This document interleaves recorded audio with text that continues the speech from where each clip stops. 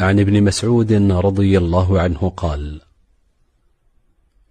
سألت رسول الله صلى الله عليه وسلم: أي الذنب أعظم عند الله؟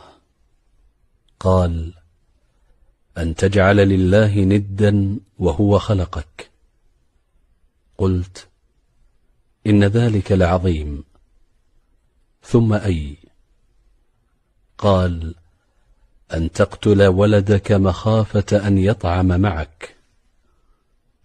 قلت: ثم أي؟ قال: أن تزاني حليلة جارك. فأنزل الله عز وجل تصديقها: والذين لا يدعون مع الله إلها آخر ولا يقتلون النفس التي حرم الله إلا بالحق ولا يزنون ومن يفعل ذلك يلقى أثاما. متفق عليه.